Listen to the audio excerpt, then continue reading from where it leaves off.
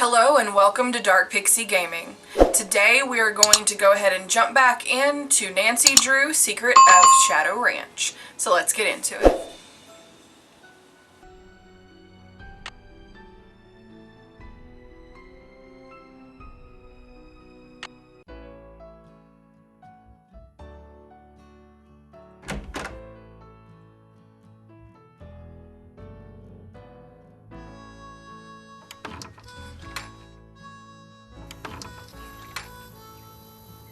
Hello, Nancy.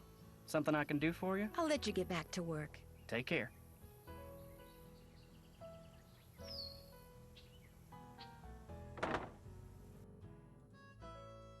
Miss Nancy, how may I be of service? Have you ever met Mary Yazzie? Course, nice lady. I mean, for the most part. Gets real unfriendly when the subject of the Rowleys comes up. Let's see, do you know anything about the piece of property she's been trying to buy from the Rowleys? Or what about Dave Gregory? He's so quiet, I can't tell if he's being secretive or just shy. Let's go with this one, the top one. Do you know anything about the piece of property she's been trying to buy from the Rowleys? Well, I know she says she wants to buy it because she feels spiritually drawn to it, but I think she's got something up her sleeve. Oh, Nancy, it's great having you here. I mean, I like to talk, you know? I like to converse, to debate, to discuss. Let's see. You like to gossip, don't you? Most people think I'm nosy. Most people think I'm too nosy. You're not nosy. Me neither. People like you and I are fascinated by the human condition, that's all. So, who else do you want to talk about? He Nobody wants to really. gossip, yeah. Well, I'd better get going. Pleasure talking to you. I know I can't touch that box. I'll just stand here. Okay.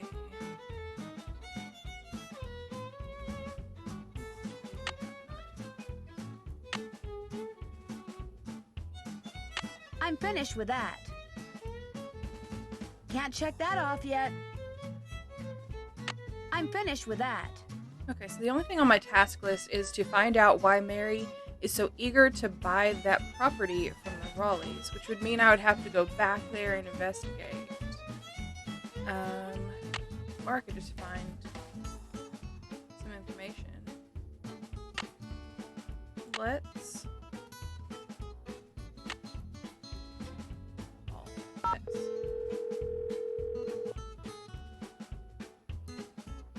Hello? Me again. What's the status of your plane?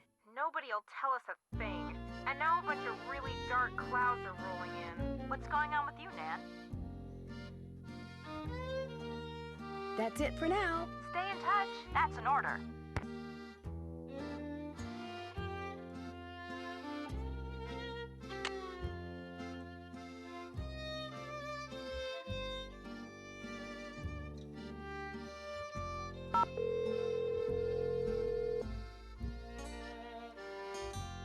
What is it this time? Excuse me? Nancy! Hi! Sorry, I thought you were somebody else. Who'd you think I was? Hey, Nancy. Hi, Frank. I thought you were this guy we're doing some work for. You guys are on a case? That's great. No, it's not. Turns out the guy is a bit neurotic. Let's see, what do you mean, or what does he want you to do? What does he want you to do? He wants us to track down his missing laptop. He left it in a restaurant. Only he keeps calling us. Yeah, like every 2 minutes. He's become a real nuisance. Maybe you should just quit. Can't. Why not? The guy's filthy rich, and if we find that laptop, he said he'd make us filthy rich. But the real reason we can't quit is he's the son of our mother's best friend. Yeah, if we quit, we'd never hear the end of it. Uh-oh, we've got another call. Let him leave a message for the 9 millionth time. So, Nancy, tell us about the ranch. The Rowleys aren't here because Mr. Rowley was bitten by a rattlesnake last night. Whoa! How bad off is he? He's still in the hospital, but they think he's going to be okay. And that's not all that happened last night. We're listening. Apparently, this glowing horse came running up to the ranch house, caused everybody to go rushing out to look, then went racing off into the night. We get nut jobs who can't keep track of their computers. And what does Nancy get?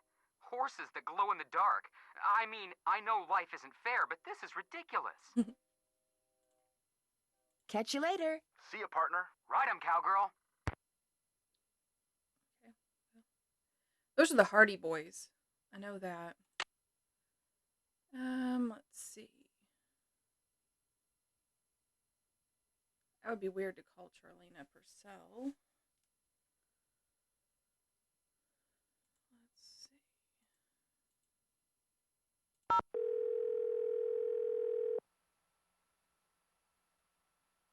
Hello? Hi, Mrs. Raleigh. It's Nancy again. Hi, Nancy. It's Nancy. I can hear that. How is Mr. Raleigh doing? Let's get something straight right now. Even though we're Bess and George's aunt and uncle and not yours, I want you to call us Aunt Bet and Uncle Ed too. Got that? All right. Good. Now, what was the question? How is Uncle Ed doing? Well, he's running a slight fever, so the doctors are a little concerned. Oh, I'm fine. They're going to keep him here overnight, just to make sure he isn't developing some kind of infection. Oh, but enough about us. How are you doing? Let's see. I delivered the envelope to Mary Yazzie, like you asked. She seemed a little upset when she read that you turned her down. Or, I heard about the Phantom Horse I heard about the Phantom Horse was last night the first time it showed up. Or, it doesn't look like Bess and George are going to get here today. Let's go with the first one. I delivered that envelope to Mary Yazzie like you asked. She seemed a little upset when she read that you'd turned her down. Oh, I'm sorry to disappoint her, but if we sell that property to her, it would send a signal to other would-be buyers that we're interested in selling the ranch off bit by bit, and we're not. I mean, that makes sense.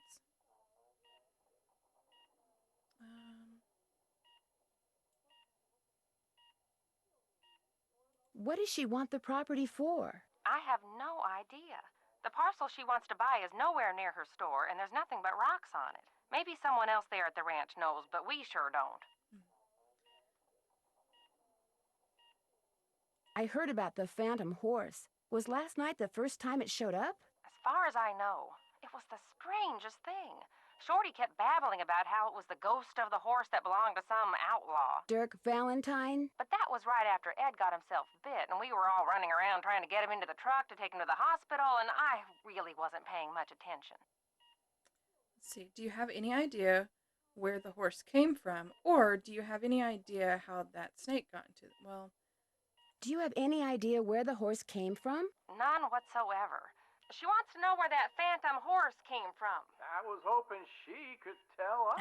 You're the detective, dear. If you want to snoop around and see what you can find out about that creature, by all means, please do. Oh, I've got permission. Okay, awesome. Let's see. Why do you have a painting of Francis Humberg? And let's go with this one. It doesn't look like Bess and George are going to get here today. That's too bad. Why not? Their plane had to land in Omaha because of mechanical problems. They don't know when they'll be taking off. So, you'll have all those cowboys to yourself for a while. That Dave is pretty cute.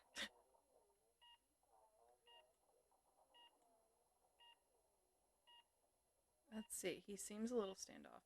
He seems a little standoffish. Oh, he's just a little bashful. He'll warm up to you. He's quite a handyman. Very trustworthy. Let's see. Why do you have a painting of Francis Humber? I just thought it would give the den some character, that's all. I found it in the tack room under a pile of junk. So the former owners left behind a lot of stuff? I swear, it's like no one who lived at Shadow Ranch ever bothered to take their things with them when they left. Weird. When we moved in, the place was literally full of junk. What did you do with it? I sold most of it to Mary Yazzie. She gets a lot of antique collectors in her store. Some things I kept, like Francis's favorite recipes. And that ridiculous blanket chest. You insisted on keeping that. Oh, yes. And I kept that triangular-shaped chest in the den. It used to belong to Merrill Humber. He was Francis's father. And I figured since I was keeping that picture of Francis, it was only fair that I keep something of his. What kind of logic is that? Oh, hush. I'll be in touch. All right, dear. Bye now. I mean, I can understand that kind of logic. Okay, so I I don't think that gave us any other tasks. No. Wait, can I check that out? I probably can't. Because we don't know. I haven't done that.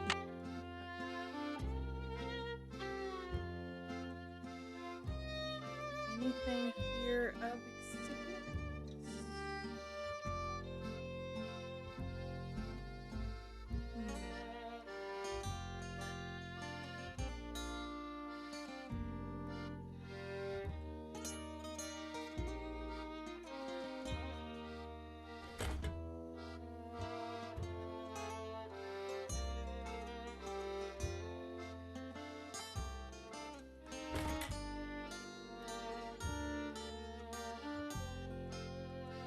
Oh.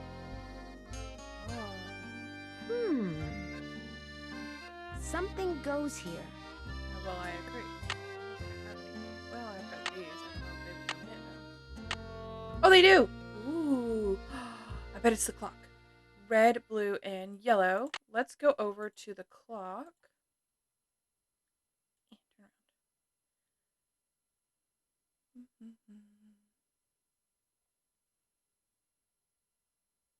Where's that clock? There it is. Yes. Okay. So. Oh.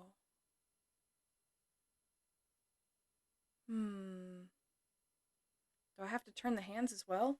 And if it's 3, there's only 2 hands here. We're missing one. I can't turn them. But let's see. Let's see. First off, does this reset? Yes. It does reset.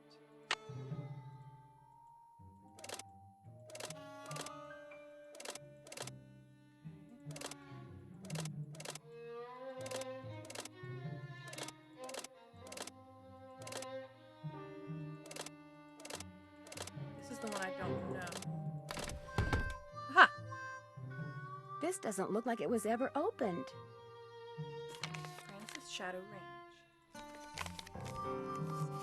As usual, things did not work out like I planned. Just when I get everything fixed just right for you to go looking for the thing I hid for you, I go and get myself arrested. But no matter what you hear, nothing is gonna happen to me. I will be fine and we will be together soon, I promise. Meanwhile, you can keep busy by looking for what I hid. Start by using this piece of paper to mark where all the rock pictures are. They will tell you what to do next. Your favorite flowers and the flowers on your favorites, start keeping them in mind too. I will leave a message for you in this here cell, just in case they decide to move me to the jail down in Tumbleweed or something. I like vexing your brain, because when you are thinking real hard, like when you're playing the piano, you are more beautiful than anything in the world. I am sure to be out of here before you find my treasure, but in case I am not, know that it is all yours, and that you are more precious to me than 10,000 treasures put together. 9, 12, 15, 22, 5, 25, 15, 21. Dirk. P.S. I do not and never will hold what your father did to me against you.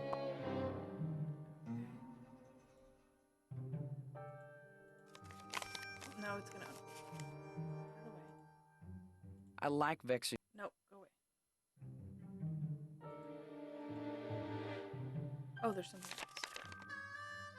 What on earth?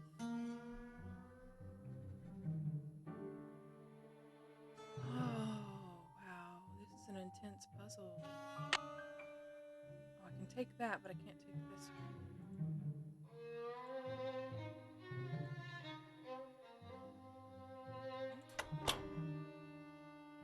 MH.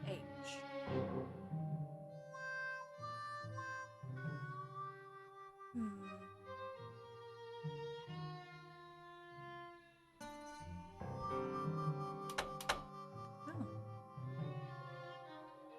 Oh.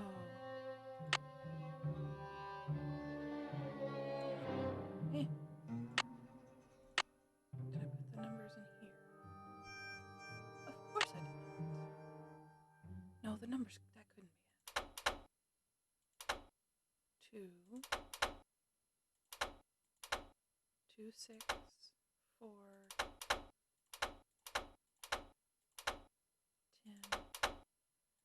6, 4, 10, 12, 8. Oh.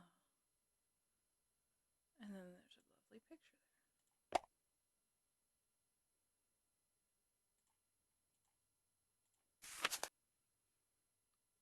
This is the Journal of Merrill Humber. July 4th, 1882. Got sworn in as sheriff. It was the 4th, so it's like all them celebrations was for me, which of course they weren't. Frances thought up a song and played it on the piano for me. I forget how it went, but it was purty. I'm lucky to have her for a daughter. Hereford Shoup come by with a plant he brung from New York, which he calls Harrison's Yellow. Looked right dead to me, but Frances planted it out back and give it some water, and already it looks to be on the mend. She's 17 and can read and write good and knows her numbers. Hereford's thinking to marry her, but I said she ain't of that mind yet. March 30th, 1883. Frances has got eyes for a young man named Dirk. She says he's from Prescott. Cappy says when she plays the piano, this Dirk makes everyone be quiet so he can hear good. I ain't never seen her smile like she smiles now. I told her to bring him to the ranch for dinner, but she says he won't come because he is too shy. I wonder if that is the truth. April 16th, 1883. Got a letter from the sheriff over in Phoenix about this Dirk Valentine, who's wanted for robbing 2 banks in a stagecoach. The picture with the letter looked just like Dirk, who Frances is sweet on. When I showed her the picture, she got tearful and run off. Now, Dirk is gone, and she won't say nothing about where he went. August 2nd, 1883. Dirk Valentine is robbing banks and coaches and trains all over the territory. Frances says he never ever shoots his gun and only steals from people that already got plenty of money. But that ain't true, because some of them trains he robbed was carrying money, meant to pay miners a hard-earned wages. He is nothing but a no-good, greedy outlaw, but Frances gets real mad when I say that. I fear she is still sweet on him, and that she sees him when she knows I am busy, and gets letters from him which she hides from me. September 9th, 1883. Got hold of a note Frances sent to Dirk and saw where they was going to meet. So I got a posse and we caught Dirk, and now he's in jail. The judge is coming next week, and I hear he is a hanging judge, so Dirk most likely ain't long for this world. Frances won't say nothing to me no more and says she never will again. September 13th, 1883. Dirk sent a secret letter to Frances, which Mason got hold of and give to me. I locked it up so she won't ever read it. Frances ain't allowed to see Dirk in jail, of course. If she never sees his letter, maybe she will think he don't like her no more, and maybe she will stop liking him. Frances's ma would have known what to do better than me. I wish she was still alive. September 17th, 1883. They hung Dirk at noon. I thought I would be glad, but I ain't. September 18th, 1883. Frances took Brownie in my big saddlebag and is gone. She ain't told no one where she's going, not even Cappy. But I know she will forget Dirk, and when she does, she will come home because she's a smart gal and will figure out that I did what I'd done for her. January 4th, 1884. My sister says her little girl Ellie got a letter that said Frances went east and was not of a mind to ever return. I hope this ain't the truth, because I miss her something awful. June 11th, 1884. The Harrison's Yellow, which Frances said was her favorite flower in the world, is just a pile of brown sticks now. I don't know how to look after delicate things like that, so it is my fault that it died. It's sad. I ain't seen or heard from Frances in a year. I tell people she's on her way home, but when I look in my heart, I know this is a lie. She will never come back to Shadow Ranch, and it is my fault. I'll just have to find a way to live with it. Aw, there's like tear stains. I ain't seen or heard from Frances any... Oh, it was covered in tear stains. It's really sad.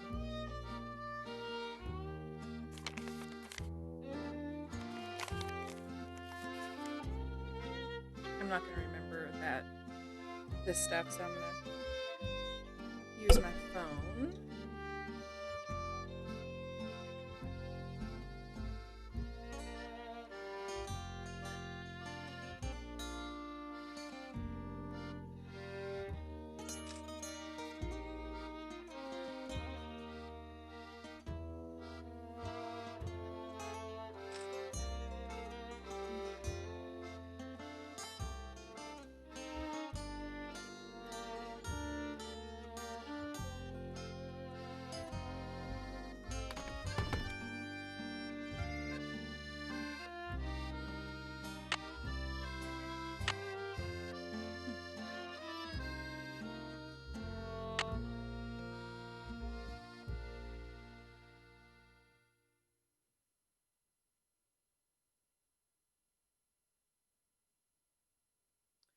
All right, let's come over here to her picture and we'll end it over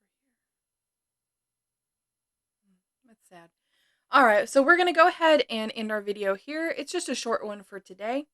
We got a lot of story with that. It's really sad too. So we're going to investigate that more in the next episode. I know that we said that we were going to go riding, but I didn't expect to come across that. So next episode, we will do some exploring on the horse, I promise. This episode was just filled with a lot of story and information. So until next time, stay happy, stay healthy, be nice to each other, and have a great day. Bye.